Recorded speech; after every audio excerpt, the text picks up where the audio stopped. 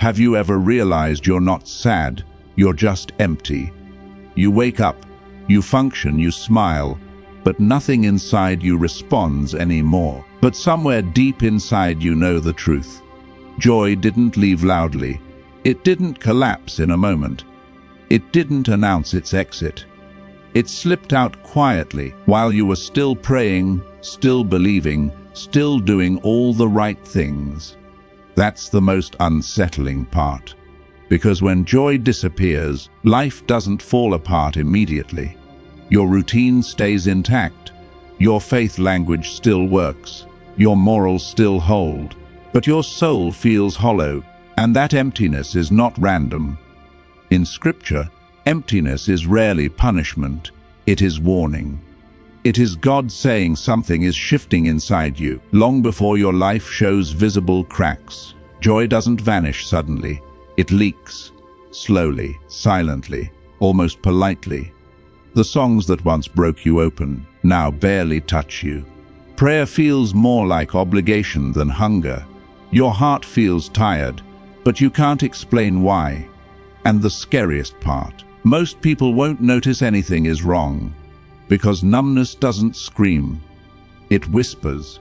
Even David, the same man who danced before God without shame, the same man who overflowed with passion, eventually stopped and said, "Restore to me the joy of your salvation," not blessings, not success, not strength, joy. Because David understood something many believers miss. Joy is the first thing to fade when your heart drifts from God. Not belief, not routine, not discipline. Joy. You can still look faithful while your joy quietly drains away. That's how spiritual emptiness works. Your life can appear stable, productive, even blessed, while your spirit is running on fumes. So let's stop avoiding the question, why does joy fade when nothing seems broken? Joy is not emotional. Joy is spiritual. That's why you can laugh and still feel hollow. That's why nothing is technically wrong, yet something feels deeply off. Your spirit isn't empty.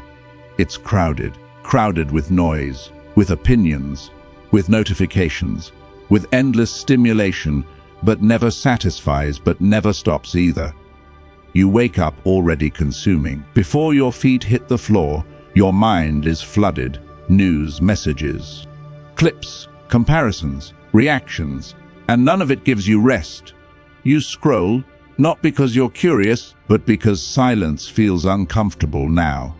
You consume, not because you're hungry, but because stillness exposes what you've been avoiding. You react to everything, but you rarely reflect on anything. And slowly, quietly, joy suffocates. Not because God removed it, but because there's no space left for it to breathe. You're busy, but not attentive, engaged, but not present, stimulated, but not filled. Jesus said something most people rush past. The eye is the lamp of the body. In other words, whatever you keep letting in will eventually determine what fills you.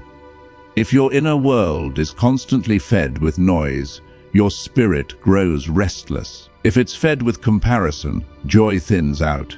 If it's fed with distraction, light dims.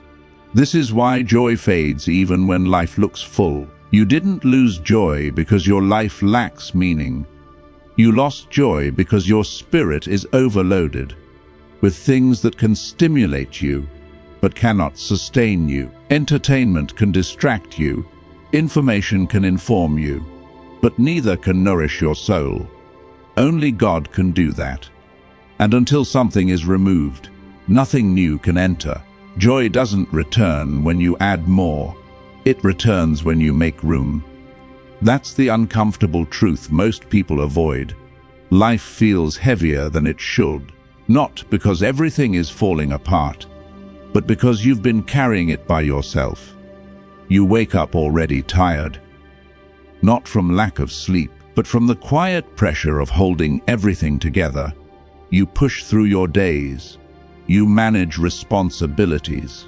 You stay disciplined. And yet, even small things feel draining now. That's not weakness. That's depletion.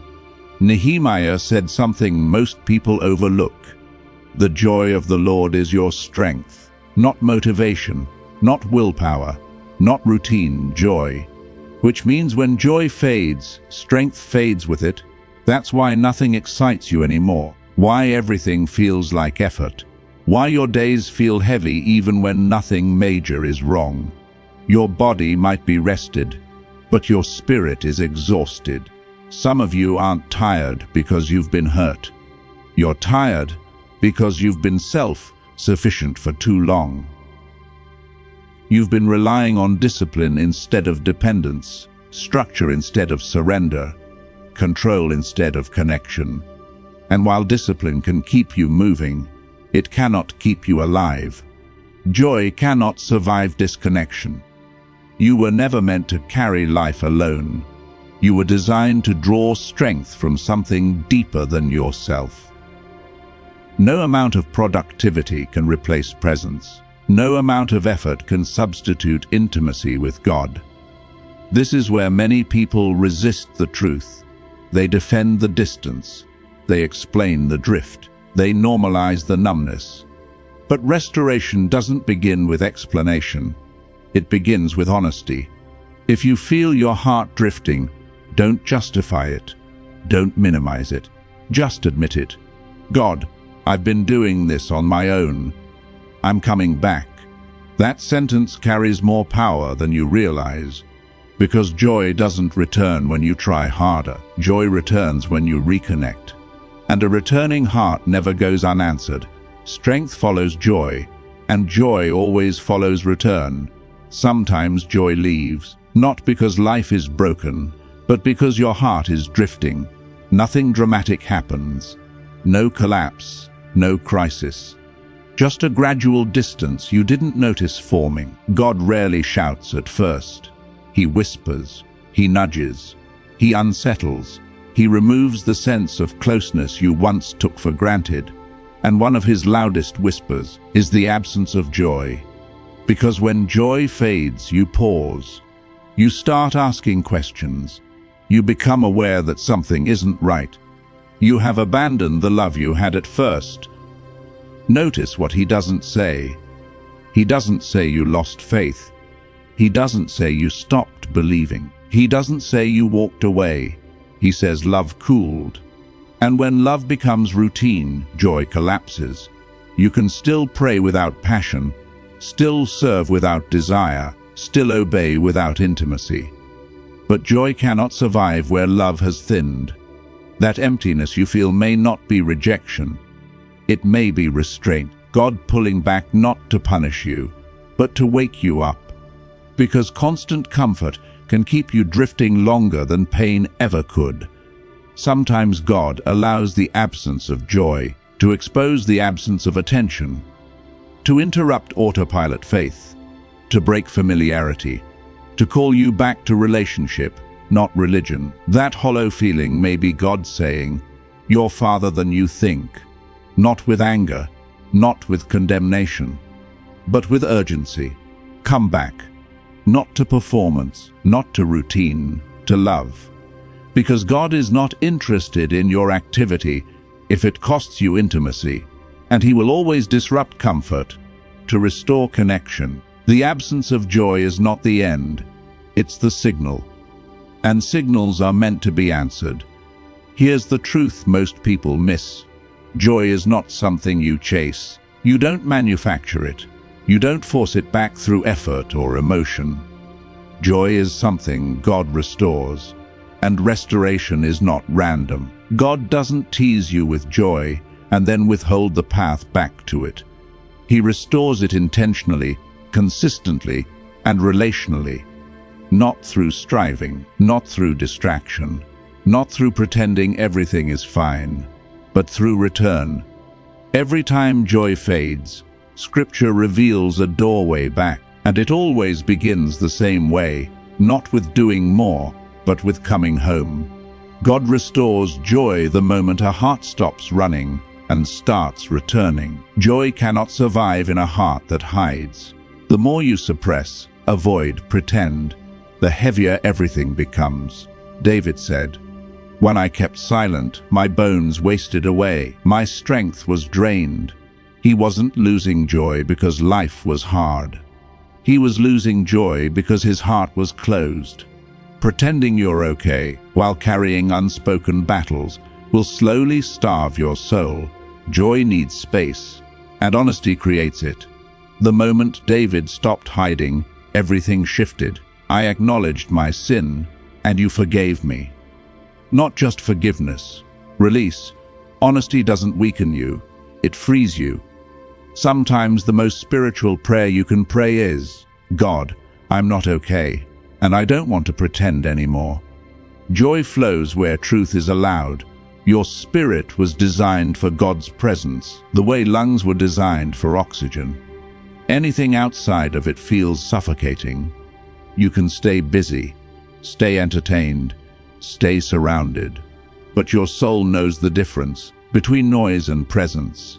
Scripture doesn't say joy comes from success, it says, in your presence is fullness of joy, not partial joy, not temporary joy, fullness. When you drift from his presence, you may survive, but you won't thrive. Joy thins out, peace weakens, life feels fragile, because joy is not a feeling. It is a byproduct of connection. Sometimes returning starts with one honest sentence, God, I miss you.